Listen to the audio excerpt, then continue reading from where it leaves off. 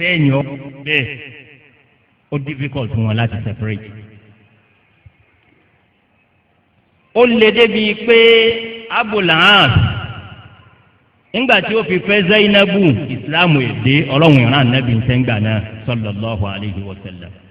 wọ́n fẹ́ra wọn ń fẹ́ bí wọ́n ti ń fẹ́ra wọn náà ní kí ìsìláàmù tó dé.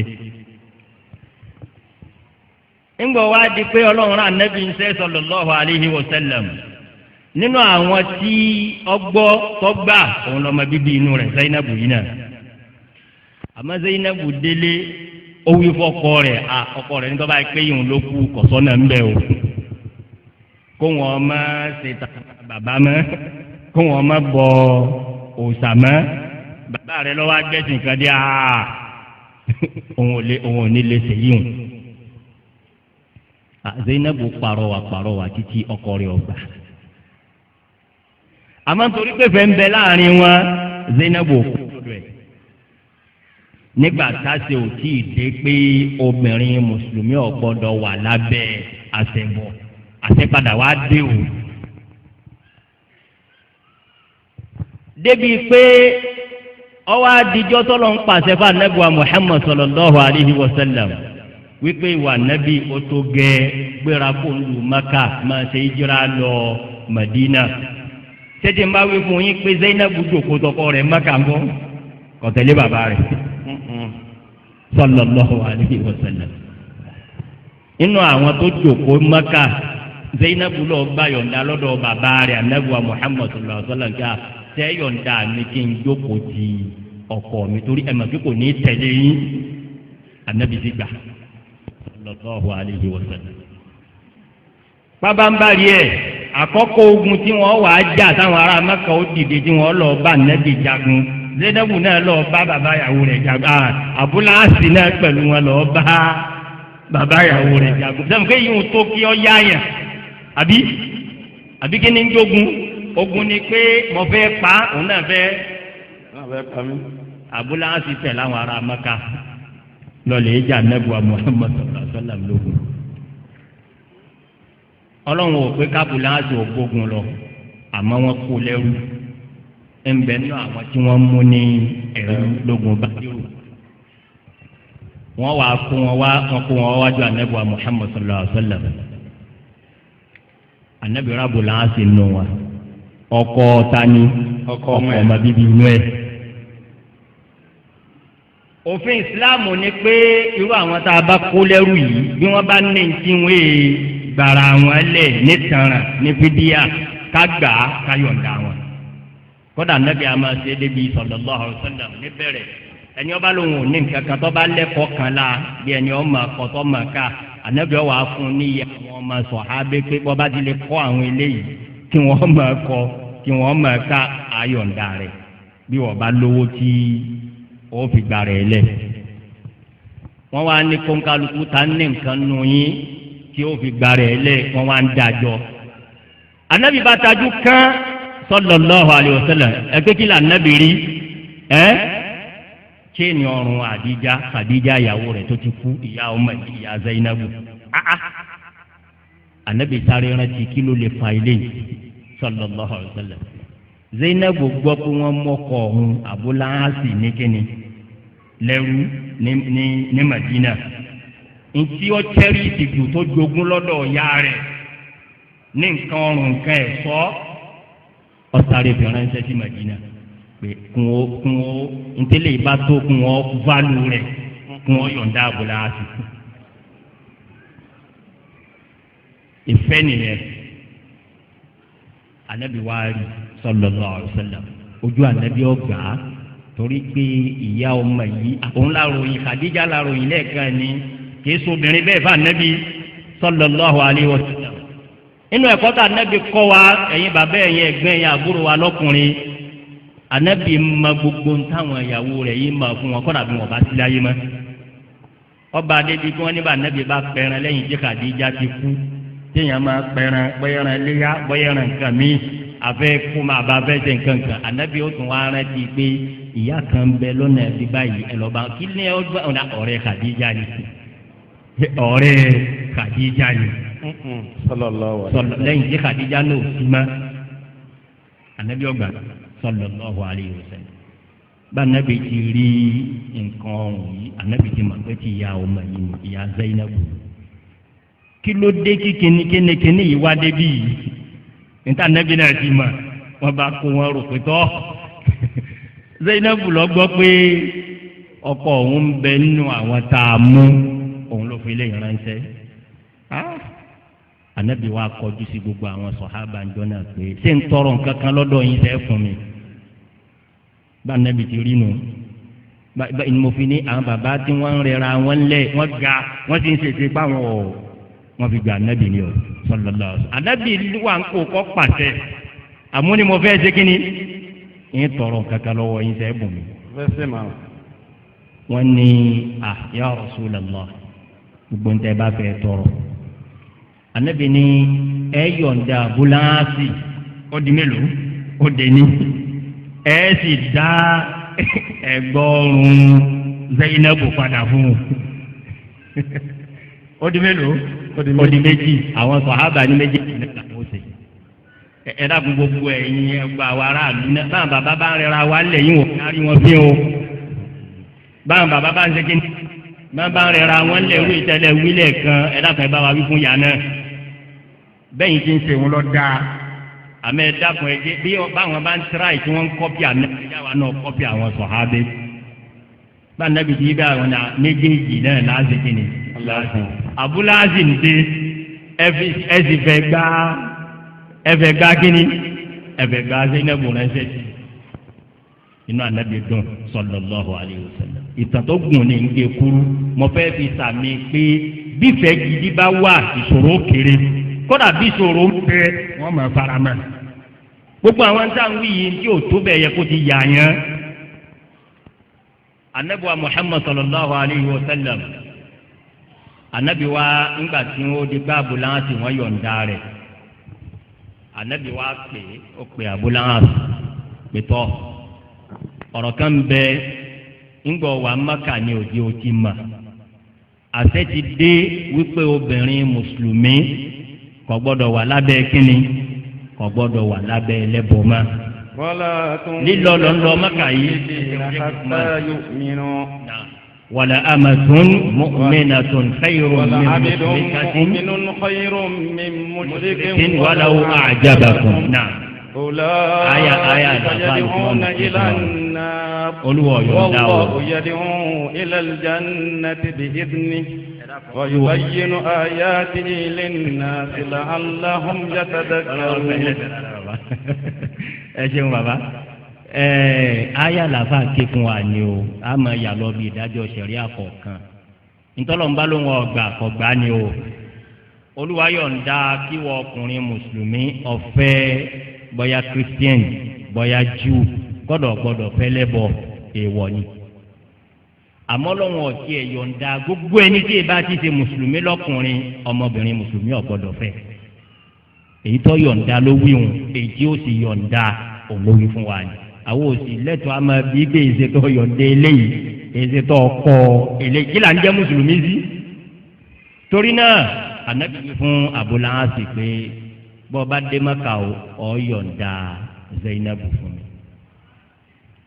abúláhàsì sì dé Mákà lóòótọ́ ó pe ìyàwó rẹ̀ Zainabu pẹ̀tọ́ báyìí ló ṣẹlẹ̀ báyìí bàbá rẹ̀ wí torí náà múra lọ́la lọ bá bàbá rẹ̀ Mádínà sallallahu alayhi wa sallam. torí náà kí n gé tàn yẹn kúrú bẹ́ẹ̀ ntí mo fẹ́ fi sàmì ń bẹ̀ ni pé ṣe rí ẹ́límẹ́ǹtì ìfẹ́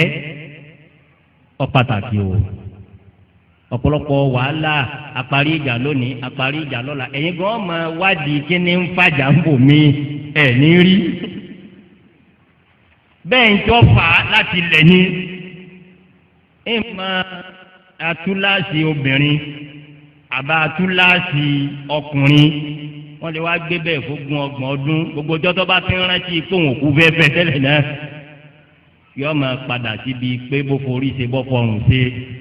kò sí náà ni eléyìí ni pílà kìnnì pílà ẹlẹ́ẹ̀kejì wa rahmatan àánú eléyìí náà òpó pàtàkì ni gbogbo ibi tí ọba sì ti sí àlérí ìdílé aláyọ̀ ń bẹ. mọ̀ ń sọ lẹ́ẹ̀kan nígbà táwọn ìyá wa ta sọ̀rọ̀ kan tó dàbí ìgbà tí ó gbó wọn ládìẹ mo ní ẹ má bínú aṣọ tẹ̀yìn aṣọ tàwọn bàbá wa náà nǹkan ń ṣẹlẹ̀ bàbá ní ìtàn tó ṣẹlẹ̀ tí ì sọ̀rọ̀ àlọ́ wọn lóbìnrin kan dájọ́ nílẹ̀ Yorùbá wa yìí náà ni ó sì jó obìnrin rẹ̀ gbogbo ẹ̀ ní fi hàn ọkọ rẹ̀ pé ó di ẹ̀ báyìí tí mo dá o kọ́dà ìjọba yìí ni yọ kàn mí. ó sì dijọ́ tó kó àjọ yìí náà ó jẹ́wọ́ fún baálé rẹ̀ pé àìrí àjọ yìí mà ti kàn mí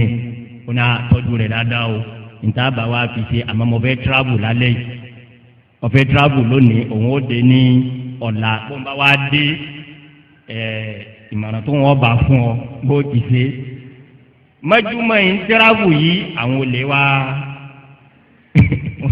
wọ́n kan lẹ̀kùn lé wọ́n kó gbogbo àjọ ìyá lọ. wọ́n lárábìnrin yìí ṣe mọ̀ pé Yorùbá ní irun mú lówó kò sí ṣe kí ni ó ṣòro fàtú. wọ́n fi nǹkan díjú ẹ̀fẹ́ bí wọ́n ti máa ṣiṣẹ́ bí wọ́n ni. wọ́n wá gbanti wọn gbà tán wọ́n ń lọ. ọ̀kan wá rìn lẹ́yìn inú wọn àwọn yòókù wọ́n ti bọ́ta bí ìgbà tí over confidence dààmú òun. wọ́n lóbìnrin yìí kìíní kan wá fún ká kódà bó ṣe ọmọ odó lòún rí kán mọ́ ìwọ yìí náà lórí ẹ ti gbé adúrú owó ìlú adúrú wàhálà tó ń ṣe ó mú ọmọ odó lórí gùn kan nù ilé ọkàn tó ń wálẹ̀ ọdún kálíkì àmà. ẹ̀rù kọ́rọ̀ di ọdí kọ́ pariwo pé báyìí báyìí wọ́n ṣe ló jẹ́ nà lódò ọ̀rọ̀ dariwo ọdìgbò ńlẹ́kẹ̀ ní onílẹ̀kẹ̀jì wọ́n wá. bàbá tiẹ̀ rẹ̀ sú èèyàn á sàkọ́kọ́ sí ntọ́dàbójú subhanallah wọ́n ṣe ojú dé ọkọ̀ ẹ̀ náà yìí. inna lillahi wa inna ilayhi raji'un. ṣé àánú ń bẹ ní ẹ̀yìn irú ọkọ bẹ́ẹ̀ fún ìyàwó ẹ̀ ìyàwó jẹ́wọ́ kóun kájọ olóhùn fẹ́ tíráàbù ọlọ́kọ́ gáǹgì adigunjalè wá ká ìyàwó mọ́lé. sẹ́rù gbèsè ayé aláyọ̀nù ìdílé aláyọ̀nù àbí ìdílé mùsíbà. ìdílé mùsíbà. kí ló ń fa eléyìí ń kọ́ láàánú ẹ̀yìn gbogbo ẹni tí ó bá láàánú ìyàwó rẹ̀ ṣe mùsùlùmí gidi gbogbo wọ obìnrin mùsùlùmí náà tó sì láàánú ẹ wọ́n lè ṣe mùsùlùmí gidi inú òpó lórí ntàmà ìdílé aláyọ̀ ti ìsìláàmù lé lórí òun ni wà rahmatan kànú ọmọ bẹ láàrin lọ́kọláya òun ní ọ̀pọ̀lọpọ̀ àwọn àwà míì tá a máa gbúrò lọ́dọ̀ àwọn obìnrin irú nǹkan báyìí ní máa fà á bí ó bá rí bẹ́ẹ̀ bàbá kí ni obìnrin fẹ́ lé ọkọ rẹ̀ tí ó tún máa dín lẹ́ra tí ó tún máa dín búlọ́ọ̀kù yọ ó burú débi pé bóbìnrin mi bá fẹ́ lọ mọ́ka ẹ̀kọ́gbọ́n òní máa dá bàbá òun ló lówó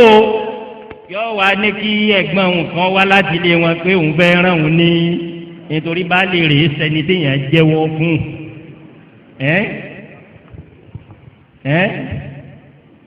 irú gbèsè ayé báyìí kí sẹ̀rí àní agbé o mùsùlùmí gidi egbérù gbèsè ayé bẹ́ẹ̀ o ọlọ́nkọ́ mọ́ta sàmọ́nà wa o torí náà ìdílé aláyọ̀ bí wọ́n bá ń bi wá pé kí ni definition ìdílé aláyọ̀ àti sàlàyé fúnra wa àwọn òpó wo la máa wá bàbá fẹ́ kí ìdílé wọ́n jẹ́ kí ni kọjá ìdílé aláyọ̀ a nídìí àti wá nǹkan míì mọ́lẹ́yìn al-Qur'an al-Karim as-sakan al-mawadda ar-rahma kẹ wà síra yín bíi pé bó tilẹ̀ òkì tó le tó mi bá délé tí mo wí tèmi yóò fúyẹ́ kọ́dà bí ọ̀tí ẹ̀ tí ì lọ.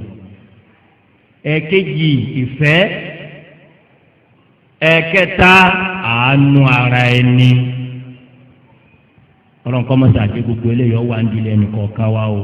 gbogbo òdílé tí ọba ti fúyẹ́ àbó ti wó ọlọ́nkọ́ mọ́sá àbá wa dá padà. kí n tó wá gbé microphone kalẹ̀ gbogbo àwọn eré àṣẹ wa ní ká tọ́ọ̀tì ní lẹ́kítì ọjọ́ mi lè yí wọn bàtà Lukman ọjọ́ lọ púpọ̀ ìtẹ́ kó sábẹ́ ọ̀rọ̀ ìdílé aláyọ̀ yìí ọ̀pọ̀ à ń kọrẹ ni à ń gbé lọ́kọláya ìyálé tìyàwó gbogbo ẹ̀ ní ìṣẹ̀lẹ̀ lóòótọ́ amadibi anabuwa Muhammad sallallahu alaihi wa sallam kan ní wàá fi ṣe àkórí gbogbo ẹ̀ bọ́lọ̀ ń bá ní ká gbọ́ yé yóò solve most of these problems fún wa. قال النبي صلى الله عليه وسلم لا يفرق مؤمن مؤمنة إن كره منها خلقا أو إن سخط منها خلقا رضي منها خلقا آخر. وقال النبي محمد صلى الله عليه وسلم بنتين قوان بتايري النبي صلى الله عليه وسلم لا يفرق مؤمن مؤمن لا يفرق مؤمن مؤمنا èsè tí mùmínì kan fi kórìíra mùmínì obìnrin èsè ìkórìíra pé nǹkan ẹ̀fẹ́ rí bí n bá jẹ ẹlòmíràn ni bí n bá jẹ rí inú rẹ̀ máa bí mi ni ànábì ní mùmínì èsè bẹ́ẹ̀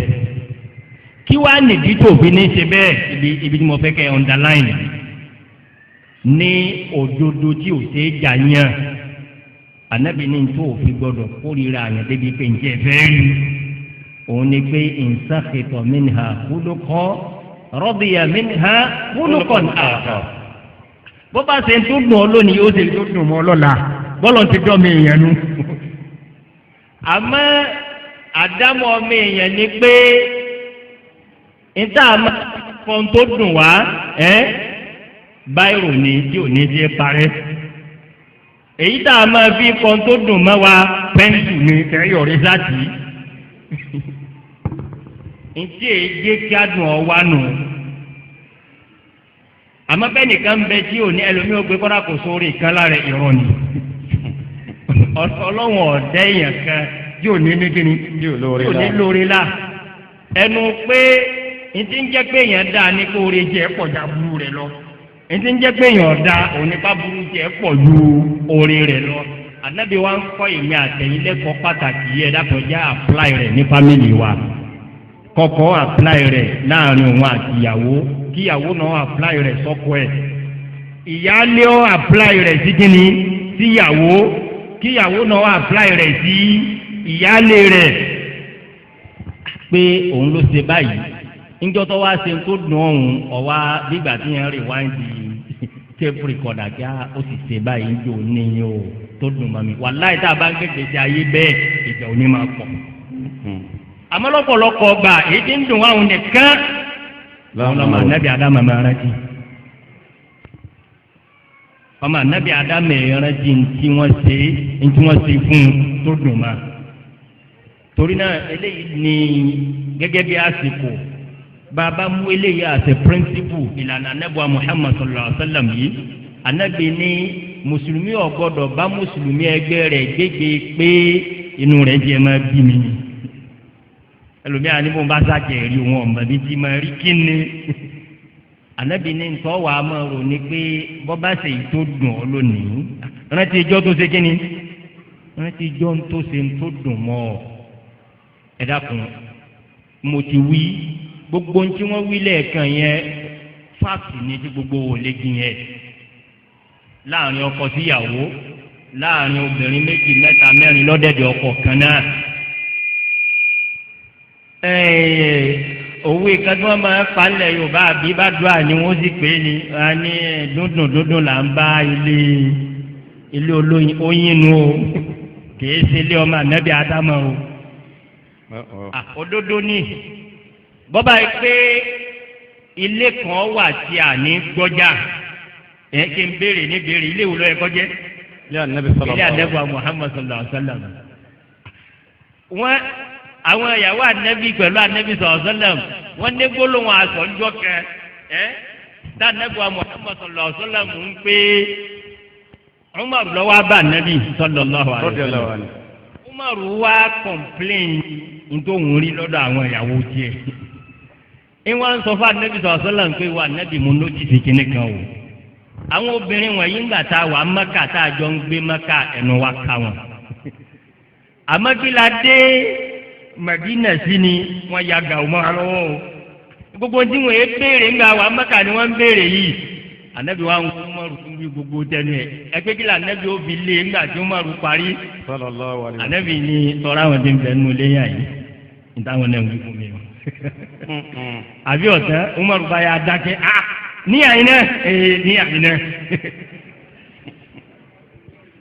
bó ti rí nìyẹn àfi ká máa rántí ìjọ tí ìjọ tó bá dùn wá ká tètè máa rántí kíni ká tètè máa rántí ìjọ tó dùn eléyìí wọn láà máa fi ìrèsì ara wọn. ثمانية للمرء لا بد أن يرى بارك الله وليس لكل امرئ غير ثمانية الله أكبر سرور وحزن نعم واجتماع وفرقة نعم وأسر ويسر ثم سقم وعافية. ẹsẹ̀ Sheikh Lukman wọn là fa àrùn wa létí pé àwọn nǹkan mẹ́jọ kan ń bẹ ọmọ anabi Ádámù àbí kò tètè gbà wípé kò lè ṣe ọmọ bọ̀ kódà ẹni tí ó lówó jù láyé tẹ́yìn ọmọ wò ó pé bóyá Dangote Nàìjíríà yá àbí Bill Clinton àbí kan wàláhì yóò níjọ́ tínú rẹ̀ ń bàjẹ́.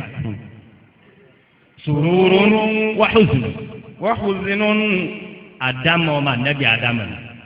wípé inú rẹ̀ ó dùn ńjọ́ kan inú rẹ̀ ó sì bàjẹ́ ní ọjọ́ mi. àti gbogbo ẹ̀dá darúgbà wọn àti gbogbo nǹkan yòókù ká papọ̀ ká sì túká àrántí ò lè ṣe ọmọ wáyé ni. àmọ́ ìdí kó lè kọ́jẹ́ gbogbo ẹ̀ làbá kà fún wa yìí. àmọ́ ìtọ́ relevant ń tà ń sọ yìí ni ọ̀rọ̀ tó dùn ni àtọ̀rọ̀ tó dùn mọ́ ni. níjọ́ tá a bá ti rí èyí tí bí ìyáálé lórí lọ́dọ̀ ìyàwó ni kọ́rántì ìjọ tó ń rí ní tí ó dùn mọ́ bíyàwó náà lórí lọ́dọ̀ ìyáálé ni bọ́kọ lórí lọ́dọ̀ ìyàwó ni bíyàwó lórí lọ́dọ̀ ọkọ ni kò ní sásìkò mo sì fẹ́ tọ́ọ̀kì àwọn areas yẹn kínkìnkín ẹ̀yin ìyàwó ẹ̀yin ní tó bẹ̀ o nínú àdánwò tí ọba wà láyé bàbá ìmọ̀ o àmọ́ mo rò pé ẹ̀yin bàbá wa bí ẹ ti jókòó yìí kódò fi mọ́ bàbá tó bí èmi náà wọ́n ní ju ìyàwó kan lọ. lónìí ìgbésí ayé tá à ń gbé ó ti fẹ́ dàbí ọ̀ràn bí ọ̀daràn bí kíni bí ọ̀daràn bí ó sì lọ́ọ́ fẹ́ ìyàwó kejì. káwá bira wa àwọn ànábì Ọlọ́run tí gbogbo yín ń gbó kọ wọn ni kọ́dà àtàwọn tí wọ́n ní ń bẹ nú ẹ̀sìn àwọn pé yẹn fẹ́ ìyàwó méjì òkúrọ́ ni wọ́n. ń bẹ nù bíbélì gbogbo àwọn ànábì Ọlọ́run nù bíbélì wọ́n fẹ́ ju ìyàwó kan lọ àbí kí ló kù. ànábì wa Muhammad sọ̀rọ̀ táwa ti ẹ̀ gbọ́dọ̀ wò ó fẹ́ ju ìyàwó kan lọ. ntọ́lọ̀ ń bá lòun yọ̀ǹda àwọn ò lè sọ pé kò gbọ́dọ̀ rí bẹ́ẹ̀ o. Ọlọ́run tí ó sì dá ọkùnrin tó dá obìnrin Ọlọ́run máa ń tí ó tọ́ sọ́kùnrin ọmọ ń tọ́tọ́ sóbìnrin bóò ni ọba ti rí tọ́lẹ́ lomi ọmọ pé ọ̀dà ń gbà sẹ́yìn ọkùnrin lọ́lọ́ ní ẹ̀fẹ́ mẹ́rin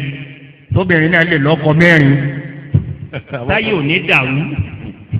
táyé ò ní segin ni táyé ò ní dàrú ńgbọ́ bá wá bímọ lónìí ta ní nínú àwọn mẹ́rẹ̀ẹ̀rin àmọ́ bó tilẹ̀ wù kọ́ jẹ́ bó tilẹ̀ wù kóbìnrin ó pé méjì mẹ́ta lọ́dẹ̀dẹ̀ ọkọ òǹkàlùkù àmọ́ ọmọ tó segin ni àmọ́ ìyá tó bí ara reason nù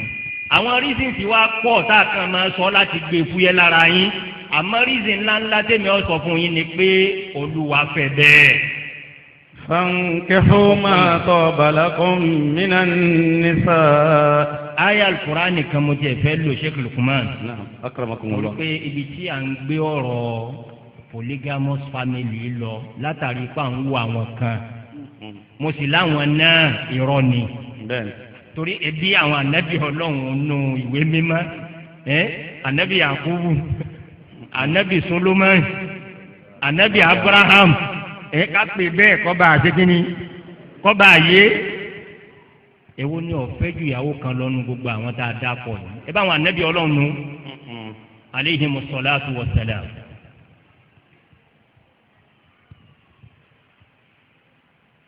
aya al-Qur'an al-Karim ní. ذلك بأنهم كرهوا ما أنزل الله فأحبط أعمالهم أنزل الله فأحبط أعمالهم ذلك بأنهم كرهوا ما أنزل الله ẹjá tún bẹ̀rẹ̀ ìparí ẹ̀ kọba àyè fa ahbatọ a'mal olúwa láwọn kan bí wọ́n ti ṣiṣẹ́ tó ahbatọ a'malahum abba gbogbo sẹ́nàdì wọ́n kírun wọ́n gbààwẹ̀ wọ́n ṣe wàhálà fa ahbatọ a'malahum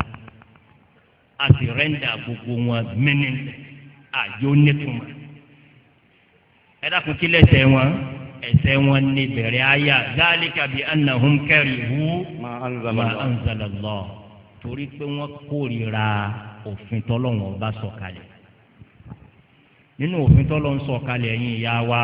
ẹ dákun bó tilẹ̀ wo gbóná tó lára yín ọlọ́run ó jẹ́ rárá gbà á gẹ́gẹ́ bí mùsùlùmí. وما كان لمؤمن ولا مؤمنة إذا قضى الله ورسوله أمرا أن يكون لهم الخيرة من أمرهم ومن يعص الله ورسوله فقد ضل ضلالا مبينا. òsìkọ́sí mùmínà kan lóbìnrin إذا قضى الله ورسوله أمرا bọ́lọ̀ ń bá pàṣẹ pé báyìí mọ̀ fẹ́. أن يكون لهم الخيرة من أمرهم káwọn wá báwọ̀ fẹ́ bẹ́ẹ̀ báwa ti fẹ́ ẹ̀rọ ayàtà kọ́kọ́ ni jẹ́ máa bè mí lẹ́rù olúwalá abàṣẹ wọn jẹ́ torí pé kíni ẹ̀rí pé wọn ò ti dẹ́ àmọ́ kẹ́rì hu anzalallah wọn kórìíra ntọ́lọ́wọ́n ọba sọ̀kalẹ̀ lófin ẹ̀rọ kò nù tí ń bẹ ní òfin tiwa ń bẹ ní alukurani ń bẹ ní àdìsí anabuwa Muhammad sallallahu alayhi wa sallam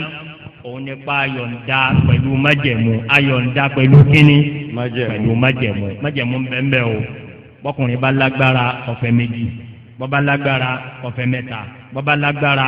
ọ̀fẹ́ mẹ́rin ara májẹ̀mú ni pé kò gbọ́dọ̀ ju mẹ́rin lọ. gbogbo ẹni tí ń tán rẹ̀ wọ́n tún wá pé àfáà ni ìyàwó mẹ́fà wọn ní ìyàwó mẹ́jọ wọn ní irú àfáà bo tí ń ta Al-Qur'ani. àwọn kan ti darúgbó nu wọn wọn ò lè bí mama. wọ́n lùkùmọ́ ẹ̀ bóyá ká sọ yóò di bẹ́ẹ̀ bá ń béèrè. akramakumullah. torí tí àbá lùkùmọ́ nù ń wí ó yé mi o ara ọ̀nà tí ṣe sọ ní vinton máa nẹ́bí adámọ́nu o nígbà téèyàn bá wá níyàwó mẹ́rin tó ti pé ó tún wá rọ́ méke kan tó fẹ́ fẹ́ ọ wá níyà kínní ti dàgbà kò sì lè kó lọ́dẹ̀dẹ̀ ọwọ́ aláwọ̀ ẹ̀yìn ẹni wọn ò ṣe kínní wọn ò lè bí mama gbogbo ẹni tí ń bá ń bẹ lábẹ́ yẹn gẹ́gẹ́ bí ìyàwó rẹ ni wọn ò sì gbọdọ̀ ju mẹ́rin lọ under any circumstance wọ́n bí mama o wọ́n bí mama o wọn ò gbọdọ̀ ju mélòó lọ wọn ò gbọdọ̀ ju mẹ́rin lọ ọlọ́wọ́n ọ̀yọ̀ǹda jù báwọn lọ pẹ̀lú àwọn májẹ̀mú mi àmọ́ àwọn ìyá wa la ti ń pàrọwà fún lọ́wọ́ náà ẹ dákun ẹ má jẹ́ ṣe ìtọ́ni ọba yín ń ṣẹ́jẹ́ o àpé dandan ẹni tí èsì ìfẹ́ ọlọ́ọ̀fẹ́ olúwo sì pé dandan ni kọkùnrin ó níyàwó méjì ó ní mẹ́ta àmọ́ circumstances lè fà á. ìtàkànlẹ̀ nìkan sọ fún mi ń jò níyì ìtàn tó bomi lójú yẹn ni àmọ́ kọ́ yẹn lẹ́kọ̀ọ́. obìnrin kan ní òun àtọ́kọ ẹ̀ wọ́n gbádùn ara wọn lọ́kọ níyàwó ọkọ yìí wá lọ́rẹ̀ẹ́ kan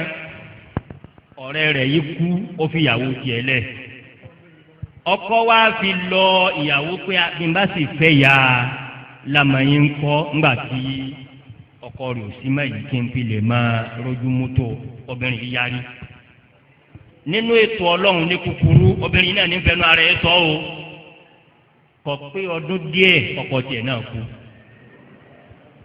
ọlẹ́nìkan wá propose kóun fẹ́ òun náà sì kejì òun wá lóun ti mọ èsì tí àmọ́rọ́ wá sọ fún un kó òun lọ wí fún kíni òun ó wí fún ìyàwó òun náà o òun gan ní kó tó padà dé òun ti mọ èsì tí ìyàwó rẹ̀ ìbọn náà ti fọwọ́ èsì bẹ́ẹ̀ fẹ́ nìkan but surprisingly ìyàwó ọ̀run yìí wá ní tọ́ onira lára òun lóòótọ́ àmọ́ lápẹ́ ilé fẹ́ fi wọ́n sin lọ́hùn ni òun yọ̀ǹda òun faramọ́ lọ́wọ́ ajẹ́kọ̀ọ́bìnrin yóò speak out pé nítorí wọn ò lè gbà ó ti gbá ìwọ ìyá yìí torí pọ̀pọ̀lọpọ̀ ntẹ́lómi máa fárígá sí nǹkan kan wà láì kò fi ro rẹ̀ ni kò fi ro rẹ̀ ni Islam ò pé dandan kọkùnrin ó fẹ́ yàwó méjì kó fẹ́ mẹ́ta kó fẹ́ mẹ́rin àmọ́ there are problems in the society tí a lè solve ẹ̀ àfi kọkùnrin ó fẹ́ ju ìyàwó kan lọ. bírú ẹ̀ bá wá tọ́ sí wọ mọ́ wàá nú àwọn àjọ dhalika bi annahum karihu ma anzala Allahu fa ahbata mọ́ ti nú àwọn àjọ tọ́lọ́wọ́n bá sẹ́ wọn jẹ́ nítorí pé kórìíra ń bẹ lọ́kàn wọn fún tọ́lọ́wọ́n ló ń ṣe ní halali. bàbá wa wí eléyìí gbogbo ẹni ọba fẹ́ yàwó jù kan lọ náà ro tó wọ̀ ọ́ nbẹ́nu àdìsí anabu Muhammad sallallahu alaihi wasallam pé àwọn kan ó dìde lọ́jọ́ àlìkìyàmà wọ́n máa wọ́gbẹ́ báyìí ni bàbá láì lásídẹ́ǹtì. wa in khiftum alla ta'dilu fawahidatan aw ma malakat aymanukum. àyà kan tó ní kọkùnrin ọ̀fẹ́ méjì mẹ́ta mẹ́rin ntọ́ parí àyà náà ní pé fa in khiftum alla ta'dilu fawahida. bẹ́ẹ̀ bá mọ̀ pé ní lè ṣe dọ́gbandọ́gba láàrin wọn ẹ gbọ́dọ̀ dán wò fawahida ẹ gbọ́dọ̀ fẹ́ jù kan lọ. ara ìpìlẹ̀ àìlèṣe dọ́gbandọ́gba ni kéèyàn ọmọ bóun ti mọ ẹlòmíín bẹ nílé ìwé mọ́lá lùkùmọ́ ní nfẹ́ yàwó méjì ẹlòmíín kọ́sẹ́ lọ́wọ́ nfẹ́ yàwó méjì oní ẹbí wọn ní mẹ́ lọ́lọ́run wí. wọ́n lè lóbi nbẹ́jọ́. májẹ̀mú nbẹ́nbẹ́ o gbogbo ẹni tí ó bá fẹ́ yàwó jù kan lọ kọ́mọ̀ kóun kàn fún responsibility ara òun ni bọ́ọ̀ bá lágbára àti ṣe déédéé olúwa nífà wá. fawahidatan aw ma malakat aymanukum. kọ́dà alukurani ní bẹ́ẹ̀ ọba lágbára ẹ̀yọ̀ kan kọ́ fún abọ̀ ẹgbẹ́jì láàbọ̀ lọ́ọ́ wẹ́rù níbi ẹ̀rú bá wà olúwa bá ti tó gbogbo ẹ̀ igbe òun mọ̀ pẹ́lú mi ọ̀tí ẹ̀ ní lágbára àti ṣe déédéé pẹ̀lú ẹ̀yọ̀ kan rẹ̀ òun làwọn afáàfin máa pé tí wọ́n bá bi wá pé kí ni ìdájọ́ kéèyàn ó níyàwó ìdájọ́ márùn-ún nínú ṣẹ̀ríà kí ni ìdájọ́ kíni hukumu kéèyàn ó níyàwó wọ́n ní ìdájọ́ márùn-ún kéèyàn ó fẹ́ yàwó lè jẹ́ haramu kéèyàn ó fẹ́ yàwó lè jẹ́ makruhu kéèyàn ó fẹ́ yàwó lè jẹ́ mandubu kéèyàn ó fẹ́ yàwó lè jẹ́ mustahab kéèyàn ó fẹ́ yàwó lè jẹ́ mandubu kéèyàn ó fẹ́ yàwó lè jẹ́ wájibu. ìyẹn ni pé ìgbà míì ń bẹ tó ṣe pé ní kéèyàn fẹ́ yàwó dandan ni ọ wà ní òkò ni lọ́ọ́ fẹ́ yàwó òun lẹni tó mọ̀ pé òun ò lè kóra àwọn dúró bí ọba ti sí halali kí ló kù haramu ló kù irú rẹ̀ ò gbọ́dọ̀ má fẹ́ yàwó bọ́ ọba fẹ́ yàwó ọlọ́wọ́ jẹun yá. ọ̀nà kejì gbogbo ẹni ọba mọ̀ pé òun ò ní tóun ó fún yàwó jẹ ń bọ̀ wá jìyà ní haramu ní kò fẹ́ yàwó. bẹ́ẹ̀ bá ti ní kan tẹ́lẹ̀ tó mọ̀ pé bóun bá fi méjì kún wọ́n yà wá nílá ní ọ̀gbọ́dọ̀ fẹ́ wa in khiftum alla ta'dilu fawahidatan. eléyìí mo rò pé ń gba àwọn elétò nímọ̀ràn ẹ dákun ẹ ti lẹ́kítọ̀ mi ẹ ti àfa mi ń gbà mí specifically lórí kí ni òfin bẹ́ẹ̀ bá tiẹ̀ kóun fẹ́ ju ìyàwó kan lọ torí kọ́ mọ́dà bí ìgbà tó ń gbà àwọn obìnrin lákàn máa sọ fún pé ẹgbàntọ́lọ̀ ń fẹ́ àwọn ọgbà àmọ́ ìjáwọ̀ ọkùnrin náà táwa náà ń tẹ̀ lófin inú àwọn ọ̀nà táwọn èèyàn fi máa ń yan àwọn obìnrin jẹ ar-rijalu qawwamuna 'ala an-nisa ó dùn lẹ́nu ọ̀pọ̀lọpọ̀ ọkùnrin pé wọ́n lọ kọlu lórí aya ẹ̀yin ìyàwó ẹ máa wí fún wọn pé dr aláró ni ẹ̀dá kan ẹ̀ka ayé àwọn délẹ̀ ẹ̀dá kan ẹ̀sìn kínní ẹ̀ka àyà kan náà ni nítorí wàá wí ń bẹ̀ délé ẹ̀dá kan bàbá kínní ẹ̀ka. الرجال قوامون على النساء بما فضل الله بعضهم على بعض وبما أنفقوا من أموالهم.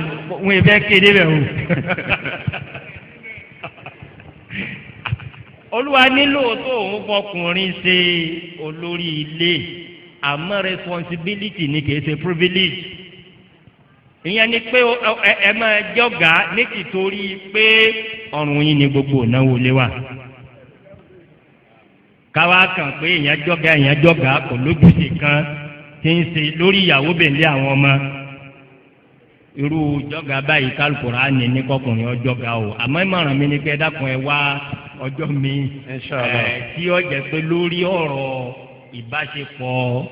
àwọn tó níjú ìyàwó kan lọ ibẹ̀ náà láti ráyè sọ̀rọ̀ lórí bó nìyá lé sí ìyàwó náà máa ti lé ìta kan rí lérèfé pẹ̀lú hadith anabu muhammad sallallahu alayhi wa sallam. hadha wallahu a'lam wa sallallahu ala nabiyyina muhammadin wa ala alihi wa sahbihi. allahu akbar. ìbéèrè ti pọ̀ rẹ́bẹ̀tẹ́ nítorí pé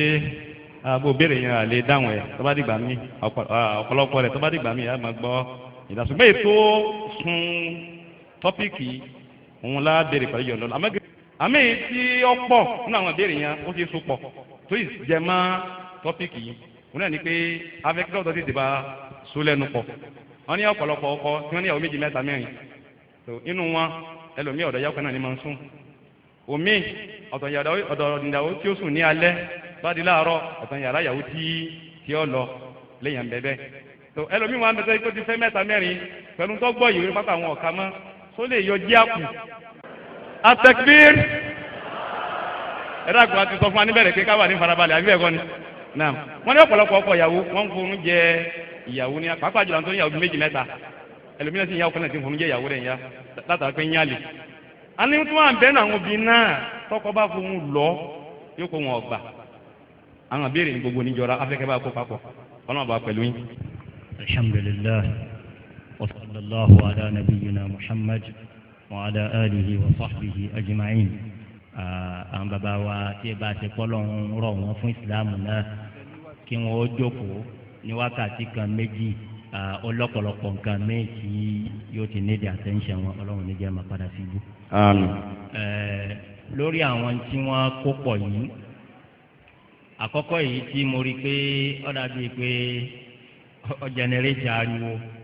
ibẹ̀ ní ti bẹ̀rẹ̀ nígbà tí wọ́n lálùpọ̀ ní kéèyàn yọ jí àpò kọ́mọ yọ jí àpò ní ti torí pé àwọn nǹkan kan bẹ bí sẹ̀rí àti làákàlẹ̀ béèyàn bá ti finú fẹ́ dọ̀ tó ṣe kíni tó wọ̀ sẹ́rí kó tó wọ̀ yìí kò sí àwọn ẹ̀tọ́ ẹlẹ́tọ̀ọ́ tí oró pọ̀ mọ́ àmọ́ di mọ́mẹ́ntì yẹn bá ti wọ̀ ọ́ tán àwọn olófin ni wọ́n jòkó yìí ó ti rò pọ̀ mọ́ níta ń pè ní third party right àwọn ẹ̀tọ́ ẹlẹ́tọ̀ọ́ kan ti rò pọ̀ mọ́ náà oníṣẹ́ ńgbà téèyàn ti fẹ́ yàwó méjì mẹ́ta mẹ́rin tó wá nítorí pé òun kó wà sí pé ọlọ́run lẹ́ni tí ọba lè ṣe déédéé kọ́ fẹ́ kan bó àyà yìí ẹni tí ọba lè ṣe déédéé kọ́ má fẹ́ méjì kọ́ má fẹ́ mẹ́ta kọ́ má fẹ́ mẹ́rin àyà wí èyí wọ́n wá pé mo ti gbọ́ wá sí pé tọ́ ìyá kìíní ma wá lọ àwọn òwì wọn ọbẹ̀ lọ́hùn pé tọ́ ńgbà mo ti gbọ́ wá sí yìí ọlọ́run ó jẹ́ ńlágbára àti ṣe déédéé láàrin wa mo sì ti yan lẹ́ẹ̀kan mo ní olúwọba kò gbé ń tà lágbára kọ́ra wa lọ́rùn ṣe rí déédéé ìfẹ́ èyí wọn ò sí nínú tágbẹ́rẹ́ èèyàn ká ọlọ́run ò sì pé túláàsì ká wà ìyẹn ni pé ká wá pé àwọn ìyàwó mi yìí bákan náà nífẹ̀ẹ́ wọn rí ní ọkàn mi kò ṣeé ṣe àmọ́ èyí tí ọgbọ́dọ̀ tó ni pé bí gbogbo ntẹ̀yàn bá ní ọ̀bá ju omi bọ́tù kan yìí lọ tó sì mọ̀ pé ìyàwó mẹ́rin lòún ní yọ wá gbé ṣé wọ́n yọ wá ní oṣù kìíní tí ó fi wọ́n ṣé lítà kan lélẹ́yìí yọ wá skéèlì tí ó fi pín lítà kan òun sí mẹ́rin ìkúọ́lẹ̀ nítorí ó ṣe nù. la yukallifu Allahu nafsan illa wus'aha Al-Qur'ani ti ní liyunfiq dhu sa'atin min sa'atihi wa man qudira alayhi rizquhu falyunfiq mimma ataahu Allah la yukallifu Allahu nafsan illa ma ataaha. ọ̀fẹ́ lọ́dọ̀ ẹlòmíì ó fún lọ́dọ̀ ẹlòmíì àmọ́ obligation rẹ ni pé bó ti fẹ́ tóun náà bẹ́ẹ̀ ni ọ̀fẹ́ fáwọn ìyàwó rẹ̀ obligation àwọn tó fún náà ní pé bó ti fún un náà di ọkàrí wọn torí bí èyí ò ti jẹ́ nìyẹn inú tẹ́ tún mẹ́nuba ọ̀rọ̀ oorun ara ẹ̀ náà. ká máa fi yàrá yàwó kan ká máa fi yàrá yàwó ọmọ bẹ́yẹn bá ti níyàwó méjì tí ó fi yàtọ̀ fẹ́ ni ó níyàwó kan òun ni pé ìwọ ti ní obligation pé kọ́ ọ máa pín oorun kìí sọ̀rọ̀ pé ó wù ọ́ o dandan ni o dandan ni o ẹ sì ní nìkan ó sùn níbì kan láàárọ̀ yóò sùn níbì kan ní àwọn bàbá dá mi lóhùn yà wọ́n nígbà tí ìgbẹ́ kò níṣẹ́ ọkùnrin aláìníṣẹ́ lè yún un lóòótọ́ àmọ́ nínú sẹ̀ríà bàbá kí n fi kíní kan kún sẹ̀ríà là lélẹ̀ pé àwọn kan bẹ tí ọ̀sán ti dòru lọ́dọ̀ wọn irú ọlọ́dẹ bàbá tí ń ṣe ọdẹ gbùmẹ́gbùmẹ́ ńgbò lòun ọmọ pín oorun tiẹ̀ kí wá ṣe pé ìjọ tó lọ ọdẹ lọ́wọ́ alóorun kan ẹnìkan ọ̀sán tiẹ̀ ló ti di kíni ló ti dòru ni ẹni ọba ti pé sí òru ni ìṣẹ̀jẹ̀ àbúrò àwọn CMD tí wọ́n wà ní díútì títẹ́ ńjọ́ tí díútì bá ti kàn wọ́n tó ṣe gbọ́dọ̀ ọ̀yá lé ni ó yẹ kí wọ́n wájọ́ tí díútì ò ní tí ò ní kàn wọ́n bóyá lọ́sàn-án wọn kọ̀m̀pẹ́tẹ́jì ẹ̀ bọ̀tí dandan ni ọ̀kadà bí ẹ̀rín ni. ntí ẹ fi mọ̀ kọ́ jẹ́ dandan anabiwa Muhammad sallallahu alayhi wa sallam kọ́dà lómi máa wò pé ní ń ṣe nǹkan oṣù lọ́wọ́ lápèjúwe àkú ní kọ̀ọ̀dá kọ́dà síbẹ̀síbẹ̀ ẹ̀tọ́ rẹ̀ ni pé ọ̀dọ̀ rẹ̀ ni ọgbọ́dọ̀ wà kọ́dà bọ́bá rẹ̀ ẹ̀sìsì sẹ́lómi ọmọ fún rẹ̀ nígbà tó wá rẹ̀ ńkọ́ àyàfi bóun fún rẹ̀ bá ṣe kí ni tọ́ba yọ̀ǹda gbogbo ẹ̀ lọ́sẹ̀lẹ̀ láyé anábọ̀ Muhammad sallallahu alayhi wa sallam. nígbà tá ànábì wà lórí àárẹ̀ tọ́jà àárẹ̀ ọlọ́jọ́ tá ànábì kú lérí ẹ̀ sallallahu alayhi wa sallam. ànábì bá a débi pé ọwọ́ àwọn tí ó máa gbé òun gbà tí ò lè rìn dáadáa mọ́ ọ̀dọ́ ta lọ́kàn nú àwọn ìyàwó mi ẹgbẹ́ mi lọ́bẹ̀ sallallahu alayhi wa sallam. sẹ́mi tó wà lóko ni kò sí àjọṣepọ̀ kan àbí àmọ́ pé tọ́ ni o ṣé yàrá ìjà lọ́kàn yàrá alámọ̀yìn lọ́kàn ẹ̀fà mi gbé mi lọ yàrá rẹ̀ ní ẹni tó wà lórí ààrẹ ó fi wá di pé ńgbà tí ààrẹ yìí wá pọ̀ tí nira ń bẹ lànàbùwà Muhammad sallallahu alaihi wasallam wá pé gbogbo wọn jọ pé ẹ̀yin náà rí bí n ti ń gbìyànjú ṣé yọ̀ǹda kí n wà lọ́dọ̀ kan nu yá wọn làwọn yọ̀ǹda kódà a sì yọ̀ǹda kọjọ́ méèké nu wa